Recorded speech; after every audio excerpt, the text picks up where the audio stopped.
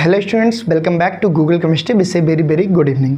Qualitative property की हम बात कर रहे थे, जिसमें हमने सबसे पहली क्वालिटेटिव देखी lowering in vapour pressure, relative lowering in vapour pressure. हमने देखा कि कैसे किसी नॉन वोलेटाइल सॉल्यूट को किसी पर्टिकुलर सॉल्वेंट में डालते हैं और जब वो सोल्यूशन फेज में आता है, ऐसे में देखें कि कैसे वेपर प्रेशर डिक्रीज हो गया। और इसी को हमने देखा कि relative lowering in vapour pressure. हमने देखा सॉल्वेंट का वेपर प्रेशर ज़्यादा था जो कि प्योर था इन कंपेयर टू सोल्यूशन, और सोल्यूशन का वेपर प्रेशर कम हुआ। उसके तुरंत बाद हमने सेकंड क्वालिटेटिव प्रॉपर्टी देखी एलिवेशन इन बॉइलिंग पॉइंट, जहाँ पे हमने देखा कि जब हम एक प्योर सॉल्वेंट की बात करते हैं तो उसका बॉइलिंग पॉइंट कम रहता है, लेकिन प्यारे बच्चों वहीं पर जब हम एक नॉन वोलेटाइल सॉल्यूट डाल देते हैं सॉल्वेंट में और वो सोल्यूशन का फॉर्म ले लेता है, तो वहाँ पे हमने देखा कि बॉइलिंग पॉइंट बढ़ जाता है, क्योंकि नॉन वोलेटाइल सॉल्यूट जल्दी बॉयल ही नहीं होगा, वो भैया उसको रोक करके बैठा रहेगा, सोल्यूशन की भी बॉइलिंग पॉइंट को बढ़ा देगा। ठीक है, आज के सेशन में एक तीसरी क्वालिटेटिव प्रॉपर्टी की बात करने आया हूं, बहुत इंपॉर्टेंट है, जिसका नाम है बेटा डिप्रेशन इन फ्रीजिंग पॉइंट।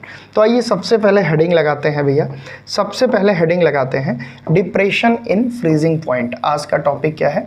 आज का टॉपिक है बेटा डिप्रेशन इन फ्रीजिंग पॉइंट। तो आज हम लोग देखेंगे कि कैसे फ्रीजिंग पॉइंट में डिप्रेशन आ जाता है और कैसे डिप्रेशन इन फ्रीजिंग पॉइंट को हम क्वालिटेटिव प्रॉपर्टी कहते हैं। ये सारी बातें हम आज सीखने वाले हैं। अगर प्यारे बच्चों मैं आपको यही बात एक ग्राफ के माध्यम से समझाऊं तो शायद ये बात आपको ज़्यादा बेहतर समझ में आएगी। आप एज्यूम करो कि आपके पास एक प्योर सॉल्वेंट है, आपके पास एक प्योर सॉल्वेंट है, ये हमारा प्योर सॉल्वेंट है, इसमें कुछ भी हो इतना याद रखना बेटा कि ये हमारा क्या है, प्योर सॉल्वेंट है। ठीक है, और वहीं पर हम अब क्या करें, कुछ टाइम बाद हमने इसमें एक नॉन वोलेटाइल सॉल्यूट डाल दिया। क्या डाल दिया भाई? Non volatile. याद रखना प्यारे बच्चों, नॉन वोलेटाइल सॉल्यूट की बात हो रही है।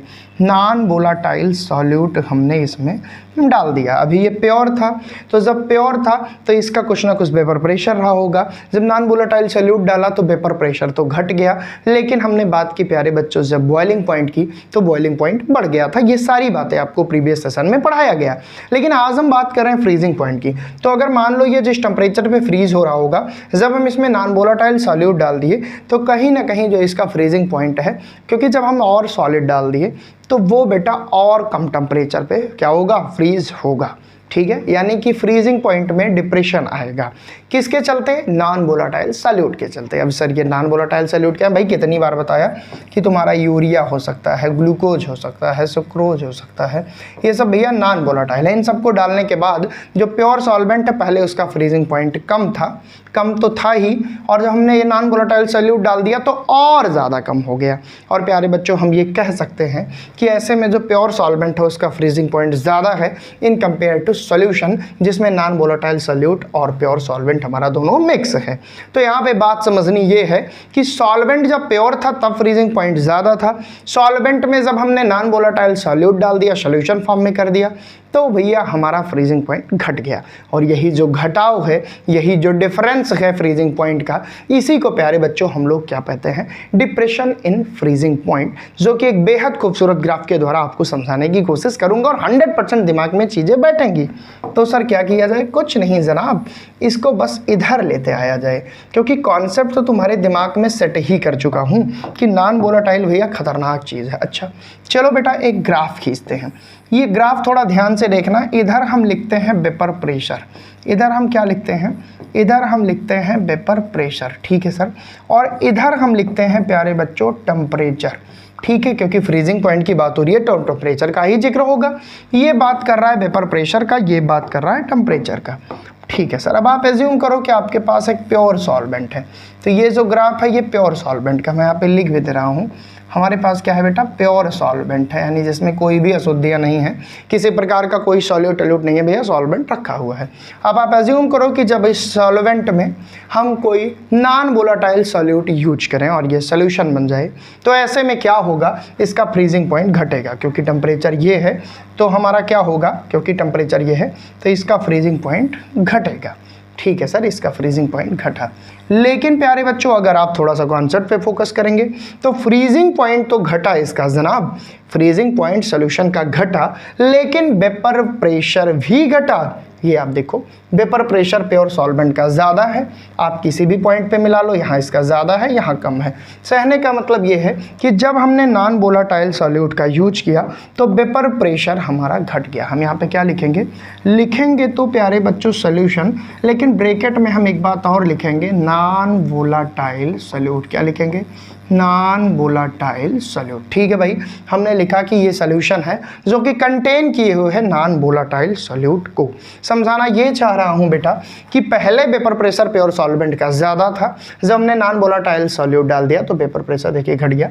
किसी भी पॉइंट पे ले लो, ये देखो किसी भी पॉइंट पे ले लो तो बेटा सॉल्यूशन का वेपर प्रेशर कम है। किसके कंपेयर में भैया? सॉल्वेंट के, जबकि ये प्योर था तब। ठीक है सर, कोई बात नहीं। अब बात करते हैं टेम्परेचर की। तो भैया जो प्योर सॉल्वेंट है उसका फ्रीजिंग पॉइंट, उसका टेम्परेचर ज़्यादा है, ठीक है, इन कंपेयर टू सोल्यूशन के। और यही जो डिफरेंस है टेम्परेचर में, वही तो फ्रीजिंग पॉइंट का डिप्रेशन होगा, वही तो डिप्रेशन होगा। हाँ सर मैं समझ रहा हूँ। तो पहले तो ये समझ लो कि प्योर सॉल्वेंट का वेपर प्रेशर ज़्यादा था, और प्यारे बच्चों जब हमने सोल्यूशन फेज में आए तो प्योर सोल्यूशन जब नॉन वोलेटाइल सॉल्यूट कंटेन कर लिया तो इसका वेपर प्रेशर कम है। टेम्परेचर की बात करें तो प्योर सॉल्वेंट का ये जो हमारा फ्रीजिंग पॉइंट था वो ज़्यादा था इन कंपेयर टू सोल्यूशन के, क्योंकि जब नॉन वोलेटाइल सॉल्यूशन बन गया, नॉन वोलेटाइल सॉल्यूट आ गया, तो वो फ्रीज होने में और कम टेम्परेचर, और ज़्यादा ठंडा करोगे तब जाके वो फ्रीज होगा, क्योंकि भैया वो सॉलिड स्टेट ऑलरेडी उसमें है। ठीक है सर, इतनी बात मैं समझ गया। अब आप इमेजिन करो कि ये जो प्योर सॉल्वेंट है ये सॉलिड स्टेट में कहाँ आएगा? यहाँ आएगा। आप इमेजिन करो कि ये जो प्योर सॉल्वेंट है ये सॉलिड स्टेट में इस पॉइंट पे आ रहा है, यानी ये क्या है? ये है सॉल्वेंट, ये है क्या? Solvent solid state. इसका मतलब क्या है? मतलब कि ये जो प्योर सॉल्वेंट है ये यहाँ से भैया फ्रीज होना स्टार्ट किया। तो ये जो पॉइंट है ये कैसा पॉइंट है जिसके बाद जो तुम्हारा प्योर सॉल्वेंट था वो फ्रीज होने लगा।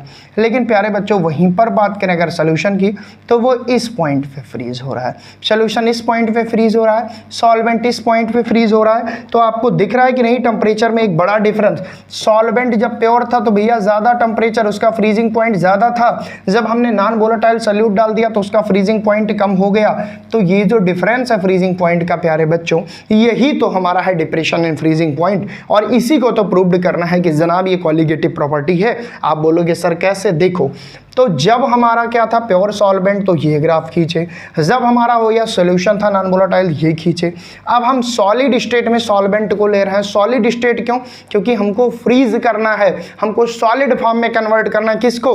लिक्विड को। तो भैया सॉल्वेंट इस स्टेट के बाद, इस पॉइंट के बाद सॉल्वेंट सॉलिड स्टेट में आया और सोल्यूशन इस। तो पहले हम यहाँ पे लिख लेते हैं, एक लाइन इसकी खींच लेते हैं, एक लाइन इसकी। अब प्यारे बच्चों प्योर सोल्यूशन, प्योर ध्यान से रखना, प्योर सोल्यूशन के लिए हम लोग फ्रीजिंग पॉइंट क्या यूज करें? प्योर सॉल्वेंट के लिए डेल्टा TF, और सॉल्वेंट के लिए, सॉल्यूशन के लिए हम क्या यूज करते हैं? सॉल्यूशन के लिए हम TF यूज करते हैं। और बेटा इन दोनों के बीच का जो डिफरेंस है इसे हम क्या लिख सकते हैं?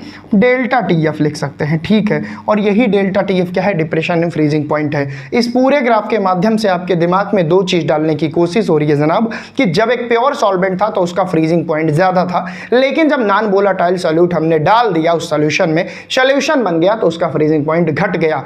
ठीक है, वही हम बताना चाह रहे हैं बेटा कि ये जो T0F है ये बता रहा है प्योर सॉल्वेंट का फ्रीजिंग पॉइंट यहाँ था, क्योंकि ये टेम्परेचर का ग्राफ है, ज़्यादा था। और जब हमने सॉल्यूशन की बात की तो इसका फ्रीजिंग पॉइंट यहाँ रहा है। और ये जो स्टेट है ये है सॉलिड स्टेट, क्योंकि भैया यहाँ से फ्रीजिंग पॉइंट की एक नई डिफिनीशन तुमको जन्म दूंगा। एक ऐसा टेम्परेचर बेटा जिस पर vapour pressure of solution become equal to vapour pressure of solid state, जिस पे किसी सॉल्यूशन का वेपर प्रेशर उस वेपर प्रेशर के बराबर हो जाए जो किसी सॉलिड का है, क्योंकि सॉलिड के कारण भी तो वेपर प्रेशर होगा।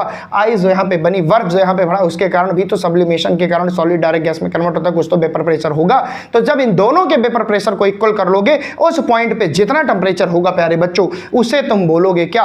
Freezing point. तो यहां से सबसे पहले तो तुमको ये समझाना चाह रहा हूं कि इन दोनों के बीच का डिफरेंस ही है डिप्रेशन इन फ्रीजिंग पॉइंट। ये भी समझाना चाह रहा हूं कि हाँ एक नई डिफिनीशन जन्म लेगी। वो डिफिनीशन क्या है? वो डिफिनीशन क्या है? ध्यान से देखिए, मैं यहाँ पे लिख दे रहा हूं, it is temperature. Freezing point की डिफिनीशन लिख रहा हूं बेटा, इट इज टेम्परेचर। ये एक ऐसा टेम्परेचर है एट विच, जिस पर, eight which vapour pressure of solution eight which vapour pressure of a solution, vapour pressure of a solution, अगर सोल्यूशन की बात करो तो सोल्यूशन, सॉल्वेंट की बात करोगे तो solvent, vapour pressure of solution become equal to भैया ये राइटिंग थोड़ा देख लेना, इक्वल लिखा, ठीक, become equal to vapour pressure of solid state. ठीक है भैया, बहुत अच्छी बात बोली जनाब इन्होंने कहा कि एक ऐसा टेम्परेचर जिस टेम्परेचर पे किसी सॉल्यूशन या सॉल्वेंट का वेपर प्रेशर इक्वल आ जाए, किसके, किसी सॉलिड स्टेट के वेपर प्रेशर के। सॉलिड स्टेट में कैसे सर वेपर प्रेशर होगा जनाब, सब्लिमेशन प्रॉपर्टी पढ़े हो ना? हाँ सर पढ़ा हूं, वो भी तो वेपर प्रेशर जनरेट करेगा, डायरेक्ट गैस में कन्वर्ट होगा सॉलिड हमारा, ठीक है। तो जब उस टेम्परेचर पे दोनों पॉइंट मिल जाएंगे, दैट मीन्स देखो यहां पे क्या था, ये सॉलिड स्टेट का था वेपर प्रेशर और ये प्योर सॉल्वेंट का वेपर प्रेशर, इसी पॉइंट को हमने क्या कह दिया, freezing point of pure solvent. इस पॉइंट पे ये दोनों मैच का है, इसको हमने क्या कहा, फ्रीजिंग पॉइंट ऑफ सॉल्यूशन। यहां से एक नई डिफिनेशन जन्मी कि नहीं, कि वेपर प्रेशर ऑफ सॉल्यूशन जब इक्वल हो जाए vapour pressure of solid state बेटा, तो उस टेम्परेचर को हम क्या बोलेंगे, फ्रीजिंग पॉइंट। तो आज के बाद आप नजरिया बदल लो, अगर आपसे कोई कहता है जनाब फ्रीजिंग पॉइंट क्या है, तो आप बोलोगे it is temperature at which vapour pressure of solution become equal to vapour pressure of solid state and this temperature is called freezing point. मुझे नहीं लगता यहां तक किसी बच्चे को कोई तकलीफ होगी, कोई समस्या होगी, बड़े आसानी के साथ आप पढ़ रहे हो, मजे के साथ पढ़ना। इतना याद रखना जनाब कि जब वेपर प्रेशर में जब तुम नॉन वोलाटाइल सॉल्यूशन यूज करोगे, जब तुम नॉन वोलाटाइल सॉल्यूट यूज करोगे बेटा, तो वेपर प्रेशर क्या होगा, तो वेपर प्रेशर डिक्रीज हो जाएगा, बॉइलिंग पॉइंट इंक्रीज हो जाएगा। लेकिन प्यारे बच्चों बात करोगे फ्रीजिंग पॉइंट की, तो फ्रीजिंग पॉइंट डिक्रीज हो जाएगा। आइए जनाब देखते हैं इसके फार्मूले को और प्रूव्ड करते हैं कि ये भी एक कॉलिगेटिव प्रॉपर्टी है। एक बार रिकॉल करा दे रहा हूं कि भैया हम तुमको कंपेयर करवा दे रहे हैं कि मान लो हमारे पास प्योर सॉल्वेंट था, ठीक। अब मैं तुमको एक बहुत अच्छा समझा दे रहा हूं बेटा, प्योर सॉल्वेंट था, ठीक। फिर हमने कुछ देर बाद क्या हो गया, कुछ देर बाद इसमें हमने मिला दिया नॉन वोलाटाइल सॉल्यूट। क्या मिला दिया बेटा, नॉन वोलाटाइल सॉल्यूट, ठीक है भाई। पहले था क्या, प्योर सॉल्वेंट, फिर हमने मिला दिया नॉन वोलाटाइल सॉल्यूट, ठीक है। अब जब इसको मिला दिया तो ये उससे युक्त सॉल्यूशन बना, यानी solvent plus non volatile solute मिल गया। तो भैया अगर हम बात करें वेपर प्रेशर की, थोड़ा सा समझना, थोड़ा सा बेटा रिकॉल करवा दे रहा हूं। अगर हम बात करें वेपर प्रेशर की, वेपर प्रेशर की बात करें तो भैया वेपर प्रेशर जो है इस पे ज़्यादा, क्योंकि जब ये सॉल्यूट देखो ऐसे है, एक मिनट रुको, जब प्यारे बच्चों केवल प्योर सॉल्वेंट था, ऐसे लाइन खींच दे रहा हूँ, तुमको मजे के साथ पढ़ाऊंगा भाई, वेपी लिख दे रहा हूँ, वेपर प्रेशर।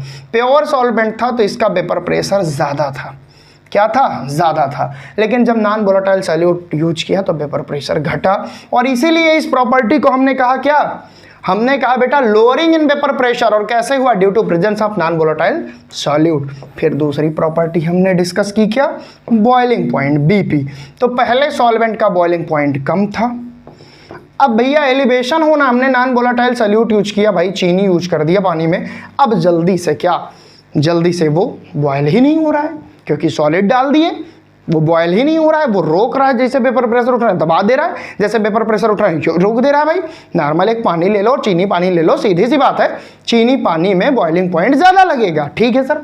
तो टेम्परेचर पहले कम था जब हमने यूज किया नॉन वोलाटाइल सोल्यूशन, तो ये ज़्यादा हो गया, डेट इज द रीजन इसको हमने कहा एलिवेशन इन बॉइलिंग पॉइंट, इसे हमने कहा लोअरिंग इन वेपर प्रेशर। और तीसरी कॉलिगेटिव प्रॉपर्टी की जब हमने बात की तो हमने कहा भैया फ्रीजिंग पॉइंट। फ्रीजिंग पॉइंट पहले क्या था, पहले ज़्यादा था जनाब, जब नॉन वोलाटाइल सॉल्यूट यूज कर दिया तो और कम टेम्परेचर पे वो फ्रीज मांगने लगा, और कम टेम्परेचर हम घटाते गए तब जाके फ्रीज हुआ। तो बेटा ये तीन टॉपिक हमने पढ़ा। आइए देखते हैं इसके केमिकल फार्मूले को, कि भैया ये जो ग्राफ आपके दिमाग में घुसा कि एक ऐसा पॉइंट जहाँ पे किसी प्योर सॉल्वेंट या सोल्यूशन का वेपर प्रेशर और किसी सॉलिड स्टेट के वेपर प्रेशर के इक्वल हो जाए, उसी टेम्परेचर को जनाब फ्रीजिंग पॉइंट कहते हैं। ये डेफिनेशन याद कर लेना। चलिए सर अब फार्मूले पे चलिए, बिल्कुल चलता हूँ बेटा। हमने क्या देखा, हमने देखा कि जो प्योर सॉल्वेंट था उसके लिए हमने यूज किया T0F, ठीक है। हमने देखा ये किसके लिए था बेटा, प्योर सॉल्वेंट के लिए, यानी प्योर सॉल्वेंट का जो हमारा क्या था फ्रीजिंग पॉइंट वो था T0F। फिर हमने देखा TF किसका था, ये था हमारा सोल्यूशन का, और सोल्यूशन कैसा था, जो नॉन वोलाटाइल सॉल्यूट को कंटेन करता था, नॉन वोलाटाइल सॉल्यूट को जो कंटेन करता था। ठीक है भाई, ठीक है सर। अब भैया हमको निकालना है इन दोनों में क्या अंतर आया, तो हम निकालेंगे delta TF is equal to, सब ज्यादा किसका था, सीधी सी बात है प्योर सॉल्वेंट का ज्यादा था, तो T0F माइनस TF, और प्यारे बच्चों ये डायरेक्टली प्रोपोर्शनल होगा। यही रिलेशन हमारा है क्या, यही हमारा क्या है, डिप्रेशन इन फ्रीजिंग पॉइंट। क्या है बेटा, डिप्रेशन इन फ्रीजिंग पॉइंट, यही क्या है, डिप्रेशन इन फ्रीजिंग पॉइंट। बात को समझ गए होगे, अगर कॉन्सेप्ट समझ में आया तो बताना। यही बात जो थी प्यारे बच्चों, यही है डिप्रेशन इन फ्रीजिंग पॉइंट। तुम चाहो तो यहाँ इक्वल भी लगा लो, अभी लगा लो, बाद में तो लगाना ही पड़ेगा। ये हो गया डिप्रेशन इन फ्रीजिंग पॉइंट। ये क्या है, डेल्टा TFF है बेटा, freezing point of pure solvent, TF freezing point of solution, जब हमने नॉन वोलेटाइल सॉल्यूट डाल दिया, डेल्टा TF है, उनके बीच में क्या डिफरेंस आया, तो जनाब डिप्रेशन आया किसमें, फ्रीजिंग पॉइंट में, and this is called as depression in freezing point. As you know variable बेटा, जैसा कि हम सभी जानते हैं, एक्सपेरिमेंटली ये बात आई है, नहीं तो बोलो सर हम तो नहीं जानते। क्या, delta TF is directly proportional to M।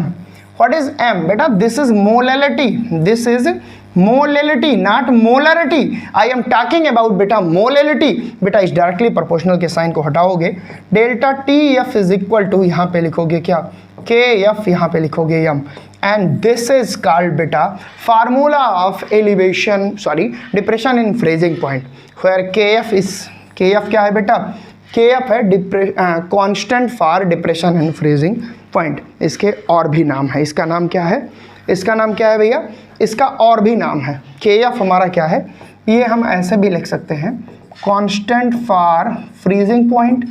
इसके बहुत अच्छे अच्छे नाम हैं, उनका भी हम जिक्र कर दे रहे हैं। ओवरऑल इस डायरेक्टली प्रोपोर्शनल साइन को हटाने के लिए हमने KF का यूज किया। तो भैया उसके और क्या क्या नाम है बता दिया ना, मोलल डिप्रेशन कांस्टेंट, क्या नाम बेटा, मोलल, इसका और भी कुछ नाम है वो भी बता दे रहा हूँ।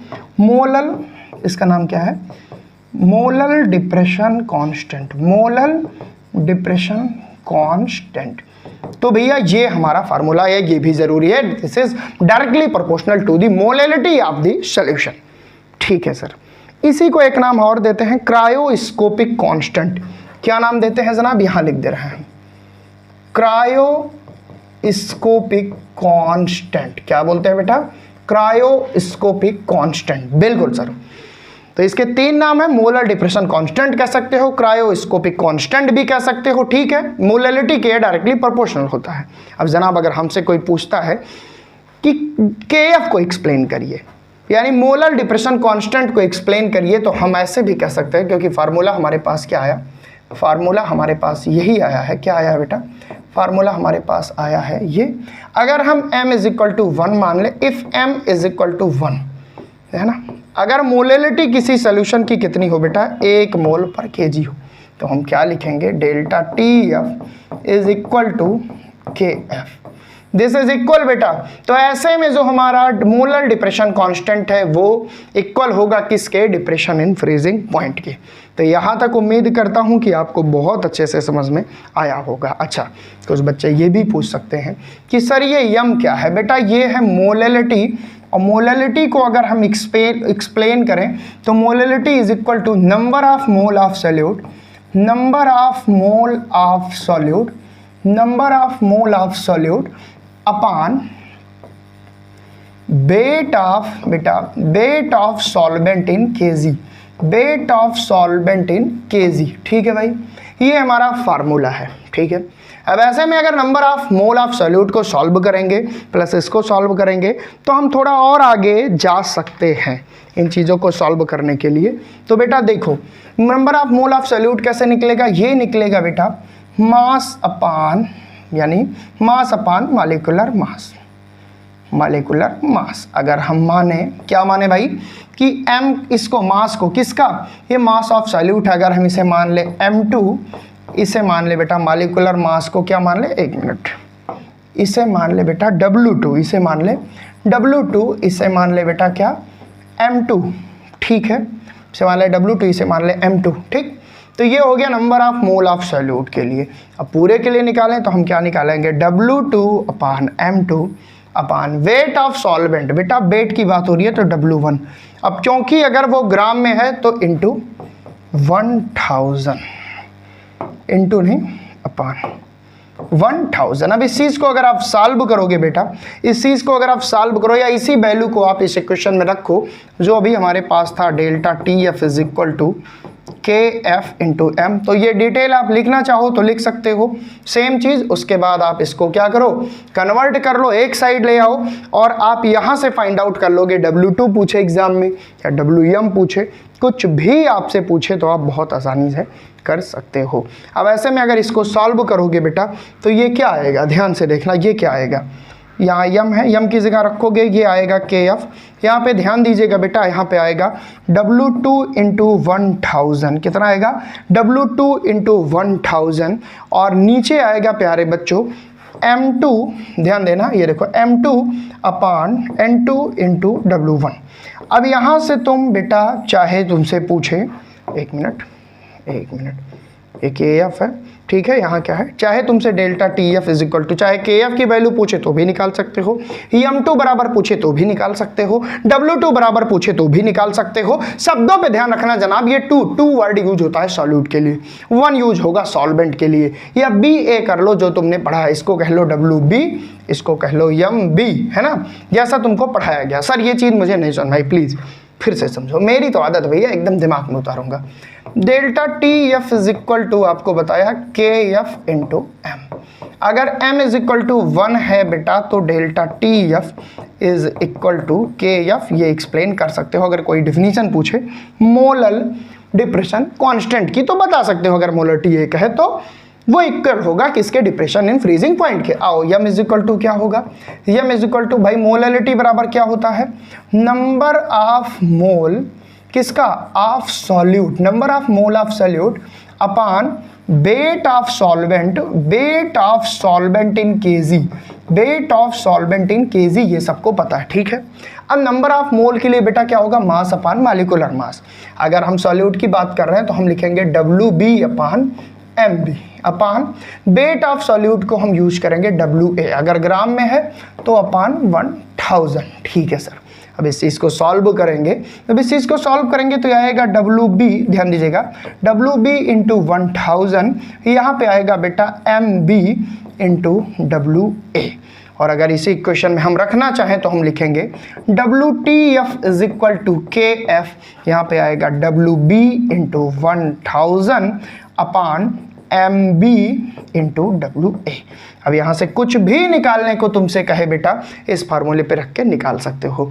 अब क्योंकि तुम पूछोगे sir how we can say that depression in freezing point is a qualitative property, तो मैं कहूँगा जनाब ये M आया ना, ये M आया ना, ये किस पर डिपेंड कर रहा है sir, number of mole of solute. Chemistry कहती है कि दो जो प्रॉपर्टी हुई totally depend upon number of mole of solute, हुई totally depend on number of particle of solute is called qualitative property. So we can say that depression of freezing point, depression in freezing point is also a qualitative property because as we know very well, as we know very well, क्या जानते हैं sir कि it is directly proportional to M and M का formula क्या है भाई, molarity का, number of mole of solute upon weight of solvent of, weight of solvent in KG. तो नंबर ऑफ मोल प्रूव्ड हुआ कि नहीं है डायरेक्टली प्रोपोर्शनल, हाँ सर। तो डिप्रेशन इन फ्रीजिंग पॉइंट एक क्वालिटेटिव प्रॉपर्टी है।